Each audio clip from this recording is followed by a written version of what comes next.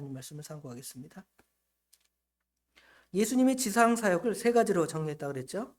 마태복음 4장 마지막에 보면 가르치심, 설교의 사역이 되겠습니다. 예수님은 설교의 사역을 감당하셨고요. 그 다음에 병 고치심, 병을 고치신 것은 치유의 사역, 예수님께서는 가르치심과 치유의 사역과 마지막으로 복음 전파, 예수 그리스도에 대한 복음 전파의 사역, 이 세 가지를 주로 담당하셨다고 그랬습니다. 이 세 가지를 구분하여 볼 때 5장에서부터 7장까지에는 가르치심의 사역이 있죠. 가르치심의 사역이 중점적으로 드러나 있습니다. 산상수훈의 말씀을 통하여 하나님의 말씀을 가르치십니다. 성경 말씀을 해석하고 가르치시죠. 그리고 이제 8장부터 9장에는 특별히 치유의 사역, 병 고치심의 사역이 많이 드러나 있다고 말씀드렸습니다. 8장에 보면 먼저 약한 자를 고치시는 사건이 1절부터 17절까지 기록되어 있죠. 나병 환자, 또 이방인의 종, 또 여자를 돌보시는 예수님. 보통 예수님의 사역이 뭐 강한 자들, 남자들을 위한 사역, 그 다음에 뭐 예를 들어 유대인들만을 위한 사역, 뭐 이런 식으로 생각될 수 있는데 예수님은 그러지 않았습니다. 오히려 사람들이 멸시하는 나병 환자들, 사람들이 접근하지 않잖아요.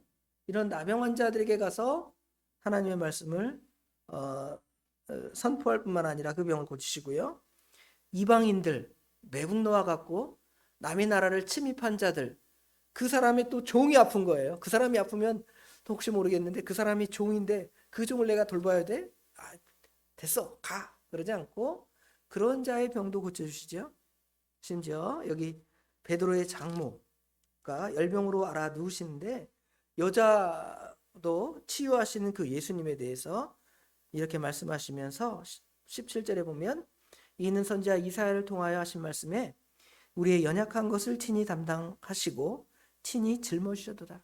예수님은 그렇게 연약한 자를 돌보셨다라는 것을 여기 병 고치심의 치유의 사역의 첫 번째로 말씀합니다. 그러면서 이제 8장 여기 나머지 부분에는 어떤 내용들이 나오냐면 바다와 바람을 잔잔케 하시는 예수님을 통하여 예수님은 자연 만물을 주장하시는 예수님이다를 말씀해 주고요. 마지막 28절부터 34절에는 영적인 세계까지 주관하시는 분이다. 귀신을 내쫓잖아요. 그냥 물질 세계만 관할하시는 그런 분이 아니라 영적인 세계까지 통치하시는 예수님에 대해서 이렇게 8장 쭉 정리하고 있죠. 9장에도 역시 치유 사역을 이렇게 말하고 있는데요. 9장 1절에는 중풍병자를 고치신 사건에 기록되어 있습니다. 중풍병자를 고치신 사건은 그냥 일반 치유 사역의 의미와 다 똑같이 나누어질 수 있지만 여기에 독특한 것은 예수님께서 병을 고치실 때에 어떠한 방식으로 고치셨는지를 우리에게 가르쳐줘요. 예를 들어 그전에는 뭐 말씀으로 또는 손을 대고 또 여러 방식으로 우리 주님께서 말씀하셨지만 오늘 이 중풍병자를 고치시면서 예수님께서 하시는 아주 독특한 말씀이 있습니다. 9장 2절 끝에 보면 작은 자야 안심하라 내 죄사함을 받았느니라. 병을 고치는데 병을 지금 고쳐줘야지 갑자기 너 죄사함 받았다 이렇게 선언하는 거죠. 과연 예수님의 그 사역 중에 어떠한 사역이 가장 귀한 사역인가? 치유의 사역 중에 무엇을 치유하시는 사역이 가장 귀한 사역인가를 오늘 9장 1절부터 8절에는 설명해 주는 것이죠. 예수님께서는 죄사하는 권세가 있으신 예수님. 죄사하는 권세가 있으신 예수님이라는 것은 무엇을 상징하냐면 사람은 죄를 사할 수가 없어요. 뭐 천주교에서는 사제가 가서 이제 신부에게 고해성사를 하잖아요. 고해성사를 합니다. 제가 지난주에 이런 잘못을 했습니다. 신부님 어떻게 할까요? 그럼 너 가서 화장실 청소해라. 너는 이제 성당을 한 달 동안 청소하면 된다. 뭐 이런 식으로 되는 거예요. 그렇게 하면서 보내는 거예요. 내 죄를 사해줬다. 예수님만 하실 수 있는 이 얘기를 그렇게 하는 거죠. 그러나 성경 어디에도 하나님과 예수님 외에는 내가 너의 죄를 사하노라 그렇게 선언한 선언이 결코 없고 우리 예수님만이 그렇게 말씀하실 수 있다라는 것을 성경은 우리에게 가르쳐 주고 있습니다. 자, 그 내용들을 더 구체적으로 보면 예수님께서 이제 배에 오르셔서 건너편 본 동네로 가십니다. 배에 오랐다, 배를 탔다, 이것은 예수님께서 늘 갈릴리 지역을 중심으로 동편에서 서편, 서편에서 뭐 북쪽으로, 북쪽에서 남쪽으로 이렇게 갈릴리 호수가 있으면 그 바다를 중심으로 오르락 내리락 하시면서 주님의 사역을 감당했음을 볼 수가 있습니다. 산에서 내려오셔서 8장 1절에는 산에서 내려오셔서 어디로 처음 가시냐면 가버나움으로 가셔요. 8장 5절에 가버나움으로 가셨다가 그 다음에 가신 곳은 8장 28절에 가다라, 건너편 가다라 지방으로 가셨습니다. 가버나움의 위치는 갈릴리 호수 북쪽쯤에 있어요. 북동쪽쯤에 있는데 지금 여기 가다라는 거의 남쪽, 갈릴리 호수의 남쪽쯤에 이렇게 있는 곳입니다. 사실은 걸어가도 상관없는 지역인데 그 호수 지역 주변에 사는 사람들은 빨리빨리 움직이기 위해서 배를 타고 건너가죠. 그렇죠? 건너갈 수가 있습니다. 오늘날 한강도 그게 있잖아요. 이렇게 다리가 다 있어서 다리를 통해 건너가지만 다리가 없을 때는 다 다리를 통하지 않고 배를 타고 건너간 것처럼 아마 여기도 그런 방식이 될 것으로 우리가 생각이 됩니다. 과연 이 본동네가 어딘가에 대해서 생각을 해보면 아마 가버나움이었을 것이다 이렇게 추정을 합니다. 예수님께서 본 동네로 가셨다 그랬죠 오늘? 근데 여기는 이제 어디와 같은 본문이냐면 누가복음, 마가복음 2장과 똑같은 본문으로 추정이 됩니다. 그런데 거기에는 마가복음 2장에 보면 수일 후에 예수께서 다시 가버나움에 들어가시니 그래요. 그런데 가버나움에 들어가셔서 일어난 사건, 마가복음 2장 1절부터 12절까지의 내용은 오늘 9장 1절부터 8절의 내용과 동등한 내용이에요. 동일한 내용입니다. 그러니까 본 동네는 어디가 되겠습니까? 가버나움이 되시겠죠. 가버나움, 북쪽 갔다 남쪽 갔다가 북쪽 갔다 남쪽 갔다 배를 타고 이제 주님의 사역을 감당하시기 위해서 이렇게 움직이셨음을 볼 수가 있습니다. 가버나움이라는 곳은 예수님의 두 번째 고향인데요. 아까 말한 대로 갈릴리 호수의 북부 쪽에 있습니다. 호수가 가까이 있으니까 당연히 이제 어업이 발달했겠죠. 거기서 예수님의 제자 베드로, 안드레, 야고보, 요한 이곳이 이제 이 네 사람의 고향이에요. 예수님의 제자들의 고향이기도 하고요. 여기서 예수님께서 누구를 부르시냐면 세리 마태를 부르시죠. 세리 마태를 부르신 이유는 아마 그 세리 마태가 있던 그 가버나움에 세관이 있었다는 것을 추정해 볼 수가 있어요. 경제적으로도 이 번성한 도시, 많은 사람들이 살고 있던 도시였음을 우리가 추정해 볼 수가 있죠. 7세기경에 지진이나 전쟁을 통해서 이 가버나움이라는 지역이 거의 폐허가 됐다 그래요. 그러다가 19세기쯤에 이르러서 고고학자들이 그 동네를 발굴해 보니까 이런 경제적인 번성의 동네였음을 추정해 볼 수 있다고 합니다. 예수님께서는 태어날 때에는 베들레헴에서 태어나셨죠. 그랬다가 애굽으로 피신하셨다가 이제 돌아오시는데 갈릴리 나사렛에서 어릴 때 사신 것 같고요. 가버나움은 아마 예수님의 제2의 고향 정도로 추정되는 것을 알 수가 있습니다. 오늘 본문에서는 이 중풍병자를 고치신 사건을 통해서 예수님께서 과연 어떠한 분이신가를 우리에게 가르쳐 주는데요. 예수님께서 마침 한 집에 들어가십니다. 오늘 본문에는 한 집에 들어가셨다는 표현이 없는데 마가복음 2장에 보면 수일 후에 예수께서 다시 가버나움에 들어가시니 집에 계시다는 소문이 들린지라. 한 집에 계십니다. 과연 이 집이 어딜까? 그러니까 여기는 집에 계시다 그러니까 어떤 측면에서는 예수님의 집일까 또는 다른 집일까 추정을 하는데 학자들은 두 가지 견해 중에 하나를 취한다고 합니다. 대다수의 학자들은 이곳은 아마 베드로와 안드레의 집이었을 것이다. 왜냐하면 예수님께서 지상사역을 시작하시면서 가버나움에 좀 사신 적이 있는데 그때 이제 베드로와 안드레의 집을 거처로 삼아서 거기서 하나님의 복음을 전했을 것일 가능성이 높기 때문에 이곳은 시몬 베드로의 집일 것이다. 이렇게 추정을 하고요. 다른 사람들은 예수님께서 이곳을 제2의 고향으로 삼았으니까 거기도 집 하나를 마련해서 거기서 예수님이 사시지 않았을까. 그러니까 집에 계시다는 개념은 예수님의 집일 것이다. 이렇게 추정을 하기도 합니다. 그러나 이제 여기는 대부분 이제 가버나움이 바로 그 예수님의 제자들의 고향이었기 때문에 많은 사람들이 생각할 때는 거의 베드로의 집일 것이라고 추정을 합니다. 아무튼 예수님께서 그 집에 들어가셨는데요.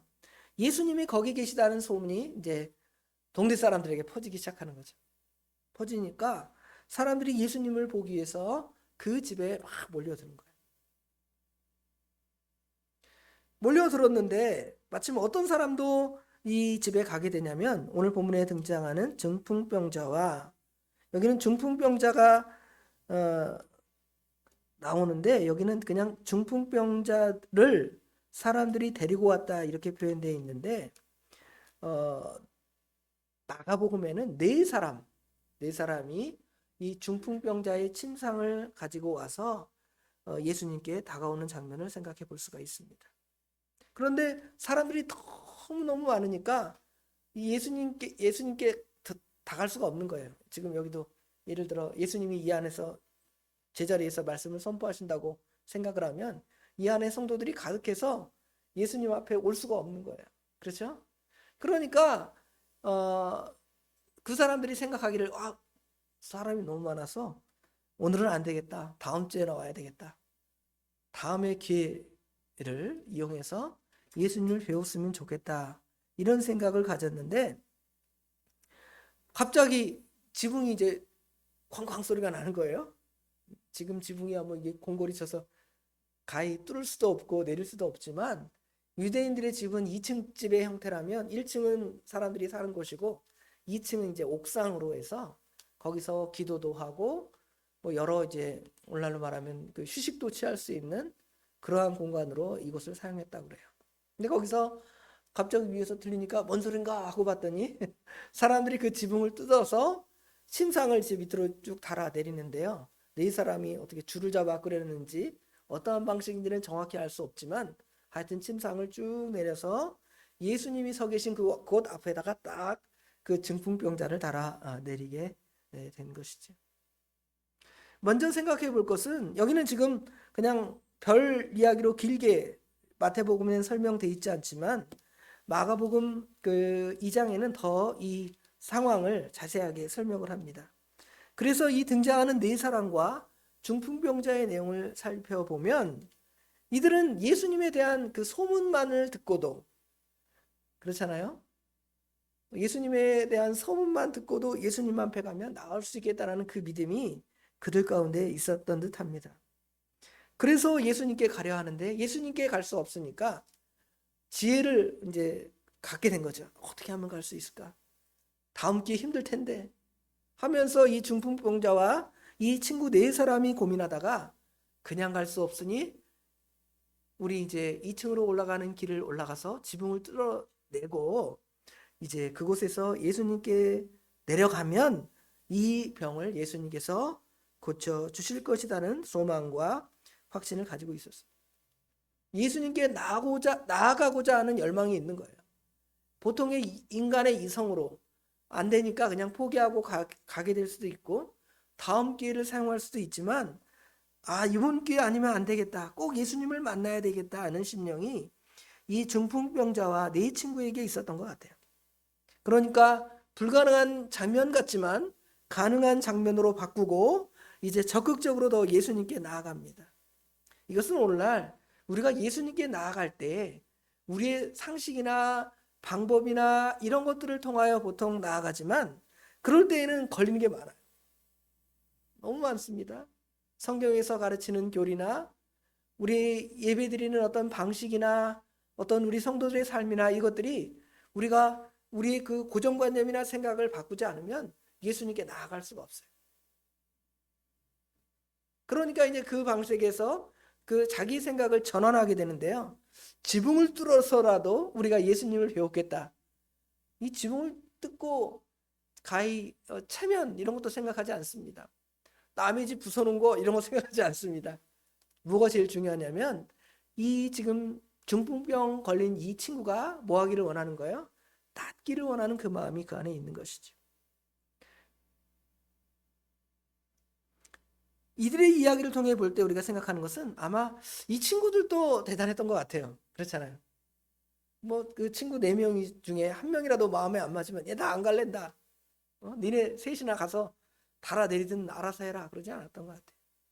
이 중풍병자뿐만 아니라 이 중풍병자의 친구들도 이 연약한 자를 도울 줄 아는 그러한 믿음의 사람들이었던 것 같아요. 우리 믿음의 성도들의 그 교제가 또 그랬으면 좋겠습니다. 어떤 연약한 사람들을 돌볼 줄 알고 또 챙길 줄 알고 생각할 줄 아는 그런 믿음이 이 친구들에게 있으니까 예수님께서 그 믿음을 보시고 여기 9장 오늘 본문 2장에 보면 침상에 누운 중풍병자를 사람들이 데리고 오거늘 그랬잖아요. 여기는 그냥 그렇죠? 데리고 왔는데 사실은 그냥 데리고 온 게 아니라 이 지붕을 뜯어 내린 거죠. 예수께서 그들의 믿음을 보시고 데리고 온 믿음뿐만 아니라 그 앞뒤 상황이 다 마가복음에는 기록되어 있으니까 그 모든 믿음들을 예수님이 보시고 말씀하시기를 중풍병자에게 이르시되 작은 자야, 옛날 성경에는 소자야 그랬는데 작은 자라고 표현하고 있습니다. 작은 자야 안심하라, 네 죄사함을 받았느니라 이렇게 말씀합니다. 이런 상황들 사실은 갈등이잖아요. 예수님의 은혜를 받는 상황에 이르려면 결국은 이런 많은 난관이나 갈등이나 문제들이 분명히 있습니다. 여러분 처음 교회 신앙생활 하려고 할 때 왔던 문제들이 분명히 있을 겁니다. 그때 그 문제들을 극복해내지 않으면 그 예배당에 나가고 신앙생활하는 것들이 한 달 연장되고 2달 연장되고 내가 한 달 전에 그때 지붕을 뚫고라도 교회 갔으면 되는데 못 뚫고 가니까 신앙생활을 언제부터 하는 거예요? 한 달 후에, 2달 후에, 1년 후에 이렇게 점점 미뤄지는 것이죠. 그러나 참된 신앙을 가진 사람들은 그러한 역경들을 또 곤란함들을 이겨내고 뚫고 가는 거예요. 그렇죠? 그럴 때 그 상황들이 완전히 바뀝니다. 문제가 해결되지 않은 상황인데 그것을 순식간에 하나님께서는 은혜의 순간으로 바꾸시는 거예요. 여러분이 교회 나오기 전에 여러 그 상황들을 살펴보면 그 상황 하나하나는 다 하나님께 나오지 못할 상황들로 만들어지는 일이 많아요. 갑자기 주일날 무슨 일이 생겨났다. 그렇죠? 내가 또 아프다. 그렇죠? 갑자기 우리 권사님들 차 타고 오는데 차가 벙크가 났다. 그렇죠? 에이, 오늘은 하나님이 교회 가지 말라나 보다. 집에도 좀 쉬어야 되겠다. 이럴 수도 있잖아요. 그런데 안 되겠어. 그래도 주일날 교회 가야지. 뭘 타고 와요? 택시라도 타고 가야 되겠다. 지하철이라도 타고 가야겠다. 이런 마음이 갔잖아요. 이런 것들이 바로 그런 역경들을 이겨나가는 그러한 믿음들입니다. 이런 상황들이 이제 바뀌는 거예요. 그럴 때 은혜를 받는 거예요. 그냥 당연한 상황, 뻔한 상황, 뭐 어려움이 없는 때에 나아가는 그런 상황들 가운데서는 하나님께서 큰 것들을 별로 우리에게 드러내거나 보여주지 않을 때가 있는데요. 반대로 이런 난관이나 역경이 우리 신앙생활 앞에 올 때 그것을 통과하고 나서는 하나님께서 우리 믿음의 사람들에게 더 큰 은혜를 주신다는 것을 우리가 발견할 수 있게 되는 것이죠. 여러분 주님께 나올 때 여러분을 방해하던 어떤 것들이 있었습니까? 그때마다 이기고 승리했다면 그것들을 오늘 이 본문의 상황처럼 보게 될 거예요. 아, 그때 내가 못 이겼으면 교회 못 나왔을 텐데. 처음에 예수 믿으려고 했더니 반대하던 어떤 사람이 있습니다. 그것 때문에 그거 못 이겼으면 못 나온 거예요. 근데 그냥 그런 소리 듣고 또 아버지가 뭐라고 하고 엄마가 뭐라 그러고 친구가 뭐라 그러고 그죠? 언니가 뭐라 그러고 그런데 갔어요. 갔더니 하나님께서 그 상황을 이제 완전히 바꿔서 나라와 하여금 하나님의 더 큰 은혜를 받게 하는 상황들을 만나게 함을 볼 수가 있습니다. 그런데 이제 여기 또 다른 무리가 있습니다. 그 다음에 우리가 상고할 것은 이러한 은혜의 자리를 불편하게 만드는 사람들이 있습니다. 은혜의 자리를 불편하게 만드는 사람. 누가 등장하냐면 여기 3절에 보니까 어떤 서기관이 등장을 하죠? 복수 형태니까 서기관들의 여럿이 되겠죠. 어떤 서기관들이 속으로 이르되 이 사람이 신성을 모독하도다. 예수님이 만약에 사람이셨다면 신성모독이 분명합니다. 왜냐하면 죄를 용서해주고 용서 못해주고 하는 것은 하나님의 손에 달려있는 것이지 사람의 손에 달려있기 때문에, 사람의 손에는 달려있지 않기 때문에 이 서기관의 표현은 어찌 보면 정당합니다. 예수님이 사람이라면, 그리고 예수님이 이 사람들은 사람이라고 생각하기 때문에 예수님의 말씀이 참으로 신성의 모독이다, 이렇게 말하는 것이죠. 그런데 이것을 예수님께서 그들이 말하는 어떤 입으로 야, 너 신성 모독했다 하고 예수님께 따지는 것이 아니라 어떤 사람이 속으로 말하는 거예요. 어떤 서기관들이. 그런데 예수님께서는 그 말씀을, 그 마음을 다 읽어내신 거죠. 예수님은 단순히 사람의 마음을 읽어내는 어떤 독심술이나 또는 얼굴 표정을 보니까 지금 떡떠름한 표정 같아. 예수님이 그런 행동을 하니까, 그러니까 예수님이 그 사람의 마음을 탁 찍어서 야, 너 지금 나 공격한 거 아니야? 이렇게 찍어서 말씀하신 것이 아니라 예수님은 전지전능하신 하나님이시기 때문에, 심령을 감찰하시는 하나님이시기 때문에 그들을 다음과 같이 책망하시죠. 뭐라고 책망하냐면 예수께서 그 생각을 하시고 이르시되 너희가 어찌하여 마음에 악한 생각을 하느냐. 그런 생각은 악한 생각이라고 책망을 하시죠. 왜 그러냐 하면 지금 그 자리는 모든 사람이 은혜 받은 자리예요. 왜냐하면 평생 중풍병자로 살고 있는 사람들을 이 지붕 뚫고 지금 어떤 난관 극복해서 뚫어서 끌어내려서 심지어 이 사람을 회복시키는 놀라운 역사가 곧 나타나게 될 것인데, 그런 은혜의 자리를 아주 불평의 자리, 원망의 자리, 다른 여러 이유를 대면서 반대하는 자리로 만들어버린 것이죠. 그러니까 예수님께서는 어떻게 말씀하시는 거예요? 너희 마음에 악한 생각을 가지고 있다고 이렇게 책망하시는 것입니다. 은혜의 자리에 나아가면 분명히 여러분에게도 이런 표현을 하는 사람들이 있어요.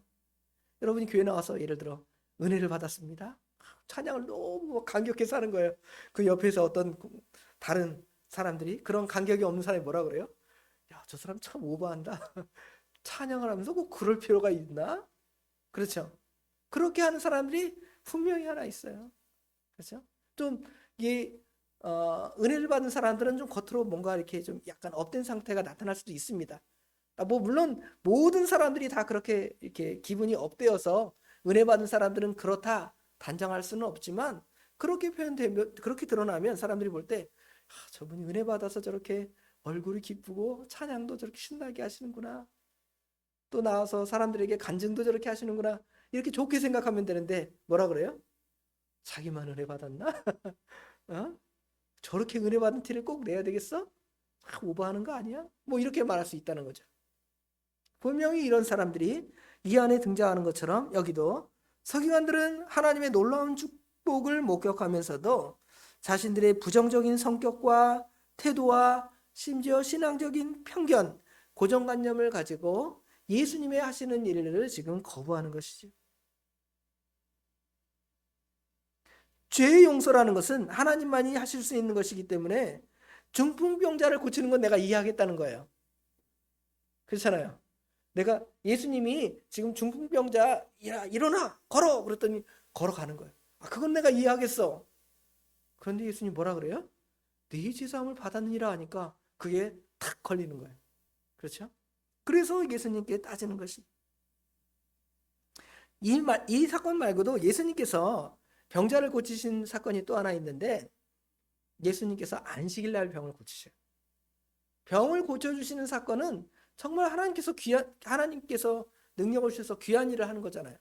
어떤 사람이 아파 죽겠는데 하나님께서 무슨 예를 들어 치유의 은사를 통해서 어떤 사람을 좀 고쳤다. 그럼 은혜의 자리이고 복된 자리일 거 아니에요. 그런데 그게 자신의 눈에는 탁 걸리는 거예요. 이상하다. 뭐가 걸렸습니까? 오늘이 무슨 날이지? 안식일이네. 안식일에 무슨 일을 해? 안식일에 무슨 병 고치는 일을 해? 월요일날 하면 되잖아. 꼭 그 주일날 해야 되겠어? 하면서 그 일을 대적하는 것이죠. 자기들의 고정관념이나 편견을 가지고 부정적인 태도, 무엇이든지 선하게 좋은 눈으로 무슨 사건을 바라보는 것이 아니라 무슨 사건이든 그렇게 트집 잡을 거 없나? 약점이 없나? 이상한 거 없나? 그렇게 보는 그러한 시선을 가지고 예수님을 공격하게 되는 것이죠. 그럴 때 예수님께서 그들의 마음을 아시고 너의 마음이 악하다 책망하시며 다음과 같은 질문을 하시죠. 뭐라고 질문하시냐면 5절에 네 제사함을 받았느니라 하는 말과 일어나 걸어가라 하는 말 중에 어느 것이 쉽겠느냐 이렇게 질문을 하시죠. 어느 게 쉬워요? 여러 답이 될 수도 있지만 사람의 입장에서 볼 때는 사실은 내 제사함을 받았니라 이게 더 쉬울 수 있습니다. 왜 그러냐 하면 남을 현혹하는 입장에서 볼 때는 죄사함을 받았느니라 이거는 겉으로 드러나요? 드러나지 않아요? 드러나지 않죠. 죄사함을 받았다 그러는데 내가 죄사함 받았나 안 받았나 모르잖아요. 그래서 이건 영적이고 내 마음의 이 심적인 문제니까요. 그런데 일어나 걸어가라 이거는 어때요? 보여지는 거잖아요. 누워있는 사람이 갑자기 일어나 딱딱 걸으면 능력이 나타나지만 어려운 일이지만 이거는 실제로 우리 인간의 눈으로 캐치해낼 수가 있어요. 볼 수가 있다는 것이죠. 그러니까 나 같은 사람 제가 속여서 여러분 다 죄사함을 받았습니다. 우리 주님께서 여러분의 죄를 사해 주셨습니다. 이렇게 말하는 건 쉽지만 여러분 일어나 걸을 수 있습니다. 근데 안 나타나요. 못 걸어 아무도. 능력이 안 나타나잖아요. 그러니까 어떤 게 더 쉽겠어요? 목사가 설교할 때 당신들이 죄를 사함 받았습니다. 이렇게만 표현하는 거예요. 사실은 어떻게 표현하는 게 더 능력인데요. 당신들은 하나님의 은혜를 받아서 하나님으로부터 경제적으로 부자가 되고 그렇죠? 이렇게 설명 막 하면 드러날 거 아니에요. 그렇죠? 그런데 반대로 생각을 해보세요. 하나님의 입장에서 볼 때는 하나님께서는 제사함이 훨씬 쉽겠죠. 하나님은 죄를 사해 주시는 하나님이신 영적인 상황에서 볼 때는 훨씬 더 이것이 죄를 사해 주는 것이 은혜가 되고 복된 것이라는 것을 분명히 가르쳐 주는 거예요. 하나님의 그 위대한 선지자들도 자신의 입으로 내가 너희 죄를 사했다 말하지 않았어요. 엘리야, 모세, 또 예수님의 제자들 베드로, 바울 사도 이런 사도들도 내 죄를 사했느니라 이런 말하지 않았어요. 그렇죠? 무슨 말만 했어요? 내 제사함을 받았니라 그런 것보다 일어나 걸어라. 은과 금은 내게 없거니와 내가 나사렛 예수의 이름으로 내게 주는데 내 이름을 가지고 걸어가. 예수님의 이름으로 걸어가라는 실제로 그런 역사가 나타나잖아요. 이거는 결국은 무슨 이야기를 하고 있는 거냐면 예수님은 그런 과거의 위대한 인물들보다 더 뛰어난 분이시라는 것을 예수님께서 드러내시는 거예요. 그렇잖아요. 내가 왜 이런 말을 너희들한테 왜 하겠냐 이 말이에요. 이 사람들한테 내가 왜 이 말을 하겠느냐. 나는 너희 죄를 사하는 권세가 있는 사람이다 라고 예수님이 선언하시는데 죄를 사할 수 있는 권세는 누구밖에 없는데요? 하나님밖에 없으니까 나는 하나님의 아들로 하나님으로 이 땅에 사람이 되어서 오신 것이다라는 것을 사실은 이 사람들에게 가르쳐 주는 거거든요. 그런데 이 사람들은 도저히 믿을 수가 없어요. 제가 예수님의 외모에 대해서 설교한 적이 있잖아요. 예수님이 키가 얼마나 될까? 저보다 예수님 키가 작을 수도 있어요. 옛날에 못 먹고 못 사는 시대니까. 얼굴도 하얀 무슨 털 달린 예수님의 사진에 나오는 그 예수님이 아니라 얼굴도 시커멓고요. 중동분이니까. 그죠? 그 다음에 머리도 이렇게 긴 윤기가 좔좔 흐르는 은발이 아니라 곱슬머리에다가 아주 그냥 머리가 칙칙한 머리일 수도 있어요. 그 예수님을 딱 바라보면 저분이 예수님이셨어. 그러면 외적으로 볼 때 우리가 굉장히 실망할 수도 있다라는 거죠. 근데 그 예수님이 그렇게 말씀하시는 거예요. 내가 하나님이라고 그렇게 말씀하시는 거예요, 사실은. 그러니까 내가 내 제사함을 받았니라고 선언하는 수 있는 그것은 내가 하늘로부터 온 하나님의 아들 예수님이라는 것을 은근슬쩍 그들에게 가르쳐 주는 거죠. 그때 깨달았으면 믿는 거죠. 아, 저런 선언을 하는 걸 보면 예수님은 보통 분이 아니고 하나님의 아들이실 것이다 라고 그들이 추정을 해야 될 거 아니에요. 그 예수님을 믿어야 될 거 아닙니까? 그런데 예수님을 믿지 않고 예수님을 끝까지 거절하는 것이죠. 그래서 이제 이 두 질문을 하면서 6절에 똑바로 설명하시지요. 그러나 인자가 세상에서 죄를 사하는 권능이 있는 줄을 너희로 알게 하려 하노라. 이 권능이 누구에게 있는데요? 하나님에게만 있는데 내가 있다 그러니까 내가 하나님이다 이 말씀이에요.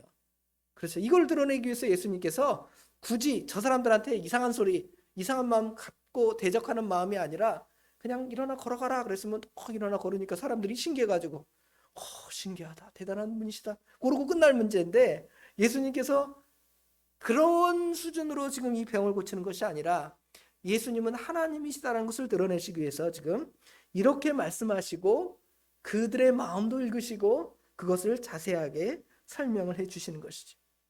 그러면서 말씀하시기를 6절 끝에 보면 일어나 내 침상을 가지고 집으로 가라 하시죠.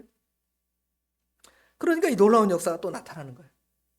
그렇죠? 놀라운 역사가 나타나니까 실제로 그가 일어나 집으로 돌아갈 때 무리가 보고 두려워하며 이런 권능을 사람에게 주신 하나님께 영광을 돌리게, 하나님을 이제 바라보게 하는 거예요. 우리 놀라운 믿음의 사람들의 여러 행위들은 결국 그 목적이 하나님께 있는 거예요. 그렇죠? 하나님께 있고 하나님께 영광이 되면 되겠는데 사람들은 거기에 초점이 맞춰져 있지 않습니다. 우리들의 관심은 어디에 있어요? 오직 병 낫는 게 있어요. 그거 보는 게 있어요. 보여주면 대단한 것이고요, 안 보여주면 꽝이에요. 그게 사람의 눈의 한계이고 사람의 시야의 한계인데 우리는 그것만 보고 대단한 거라고 생각을 하죠. 예수님께서 수많은 이적을 막 행했습니다. 그런데 예수님한테 따라온 또 다른 사람들은 또 예수님 신기하네요. 또 보여주세요. 또 보여주세요. 마술사가 여러분 마술하잖아요. 그럼 마술 하나만 해도 어때요? 와, 신기하다. 저런 마술을 하다니 그러잖아요. 그런데 구경꾼들은 뭐라 그래요? 옆에서 앵콜 외치잖아요. 앵콜 또 보여달라는 거예요. 예수님을 무슨 동물원 원숭이나 사람들에게 재미를 끌고 관심을 끌어주는 사람 정도로 이해하는 거예요. 그러니까 예수님께서 뭐라고 말씀하시냐면 마태복음의 12장에 보면 내가 너희들이 자꾸 나한테 이것 보여달라, 저것 보여달라, 표적 보여달라 하는데 나는 너희들에게 보여줄 게 없어. 내가 너희에게 보여줄 표적은 요나의 표적밖에 없어. 그러는 거예요. 요나의 표적은 요나가 어디에 들어가요? 물고기 뱃속에 들어갔다가 3일 만에 나오는 거죠. 그럼 예수님 그러면 요나처럼 물고기 뱃속에 들어갔다 3일 있다 나오시려고요? 여러분이 그렇게 질문하실 거 아니에요. 그게 아니라 예수님께서는 요나가 물고기 뱃속에 들어간 것처럼 무덤에 들어가서 3일 동안 계시다가 3일 후에 부활하실 것이다 라는 것을 요나의 표적으로 설명하는 것이죠. 그러면 세상에 많은 수많은 표적 중에 최고의 표적이 뭐냐? 그걸 보고 참으로 놀랄 것이 뭐냐 하는 것은 예수님의 십자가와 부활이에요. 예수님의 십자가와 부활만큼 여러분에게 참된 놀라운 표적이 없습니다. 왜냐하면 예수님은 그것으로 끝나는 것이 아니라 예수님이 그 놀라운 일을 행하신 것은 그 모든 일의 첫 열매가 돼서 모든 믿음의 사람들이 다 그 물고기 배 속에 들어간 것처럼 무덤 속에 들어간 것처럼 자기 죄와 그 악한 것들을 다 그 십자가에 못 박고 십자가에 못 박은 후에는 다시금 예수님이 부활하신 것처럼 우리가 이 못 박은 죽은 자리에서 끝나는 것이 아니라 다시 부활해서 하나님의 그 부활의 영광에 참여할 수 있음을 보여주는 놀라운 표적인 거예요. 근데 사람들이 어디에 지금 관심이 있는지를 분명히 이 마태복음 9장에는 보여주는 거예요. 뭐에 관심이 있냐면 일어나 내 침상을 가지고 가라 할 때에 사람들의 관심은 그 일어나 가는 그것만 보는 걸 좋아하는 거예요. 대단하시다. 그런데 예수님은 그것을 가르쳐 주시기 위해서 그런 것이 아니라 지금 이런 억울한 소리죠. 사실 예수님한테 신성모독이라고 하고, 예수님이 어떤 누명까지 쓰냐면 예수님이 귀신을 내어줬는데 귀신을 내어줬는 것이 예수님의 능력이 아니라 귀신에 씌어가지고 저 귀신을 내어줬는 거 아니냐 하고 예수님을 모함하잖아요. 예수님이 그런 모함까지 들으시고 싶으시겠어요? 안 들고 싶잖아요. 그래서 그런 사람들한테는 표적을 행하고 싶지도 않으실 거예요. 예수님께서는. 그럼에도 예수님은 그런 소리 때문에 그들을 포기하는 것이 아니라 저 사람들이 그 예수님의 놀라운 표적을 보고 예수님이 진짜 어떠한 분이신가, 하나님이 진짜 어떠한 분이신가를 알고 그 예수님을 믿으면 얼마나 좋겠느냐 하는 심령에서 예수님께서는 그런 억울한 소리를 들으심에도 그 일을 행하시는 거예요. 그렇죠? 그리고 내가 진짜 할 일은 뭐냐면 너희들이 육신의 병을 고치는 것이 아니라 너희들의 영적인 병, 영원히 죄와 사망에서 죽을 수밖에 없는 너희들을 구원하는 그 일이 가장 큰 일이다. 죄사하는 그 은혜가 가장 큰 일이다. 이것을 가르쳐 주는 것이죠. 예수님께서 실제로 그러셨습니다. 나중에 예수님이 그 로마 병정들이나 아니면 유대주의자들에 의해서 잡혀가시잖아요. 잡혀가실 때는 굉장히 비참해요. 얼마나 능력이 없으면 거기서 조금이라도 전에 오병이의 이적이나 아니면 예수님께서 무리를 걸어가시는 표적이나 수많은 이적들을 많이 행하시잖아요. 그런 이적 중에 하나만 예수님을 잡아갈 때 짠 행해가지고 와 대단하다. 저분은 진짜 하나님이신가 봐 이렇게 보여줘야 될 거 아니에요? 그런데 끝까지 그냥 아무 일도 안 하고 잡혀가는 거예요. 잡아가라. 가서 예수님을 신문하는데 별 말도 안 되는 거짓 증언을 세워서 예수님을 계속 공격하잖아요. 예수님 반응하십니까? 꿀 먹은 벙어리 아무 얘기도 안 하셔요. 사형 판결 꽝꽝꽝 내릴 때까지 아무 말씀도 안 하십니다. 왜 그러냐 하면 예수님이 그 사형 판결을 받고 십자가에 죽으셔야 이제 부활하는 그 부활을 통하여 하나님의 택한 백성을 구원하시는 하나님의 놀라운 일이 나타나기 때문에 거기서 전에처럼 놀라운 표적을 행하고 갑자기 예수님이 쫙 매달려 있다가 여기 손이 자동으로 다 풀려지고 나는 이런 사람이야 이럴 수도 있지만 그렇게 되면 하나님의 그 놀라운 일이 진행됩니까? 진행되지 않습니까? 실패되고 망하게 되는 거잖아요. 그러니까 끝까지 참아내신 거예요. 그렇게 참아내신 것처럼 오늘도 지금 죄사함의 말씀을 하는 이유가 뭐냐면 너희들이 지금 이 수많은 병 고친 것으로 만족하지 말고 앞으로 내가 너희의 죄를 사할 그 일을 행할 것인데 그것을 믿어야 한다. 나를 믿어야 한다고 예수님께서 우리들에게 가르쳐 주시는 것입니다. 자, 오늘 이 말씀을 통해서 이 말씀이 우리에게도 동일하게 퍼지는 거예요. 우리도 다 이 병자들처럼 죄책감이나 무력감이나 침상에 누워있는 영적인 상태로 있을 수가 있습니다. 그러나 예수님께서 우리에게 죄사함을 지금 선언하실 뿐만 아니라 일어나 걸어가라는 것이죠. 우리도 이제 사실은 이 중풍병자와 같이 누워있는 그런 사람일 수도 있어요. 영적인 부분에 있어서. 그러나 이 죄사함이 선언될 때에 그것이 우리에게 적용되고 우리도 이제 걸어가는 것처럼 걸어갈 뿐만 아니라 이 걸어가게 하는 그 근원의 원인은 우리의 죄의 문제가 어떻게 된 거예요? 해결된 거예요. 예수님을 통해서. 그 사실을 믿도록 우리 주님께서 이러한 일을 행하셨습니다. 오늘 이 말씀을 통해서 우리의 그 믿음이 얼마나 귀하고 우리의 죄사함 받은 은혜가 얼마나 귀하고 예수님께서 행하신 그 놀라운 것들이 얼마나 참으로 놀라운 일인가를 바로 깨달아서 우리도 믿음의 굳건히 서서 이러한 시험들 이겨내고 승리해 나가는 저와 우리 예수 사랑교회 모든 성도님들이 되시길 주님의 이름으로 축원합니다. 기도하겠습니다. 아버지 하나님, 은혜와 사랑을 진심으로 감사합니다.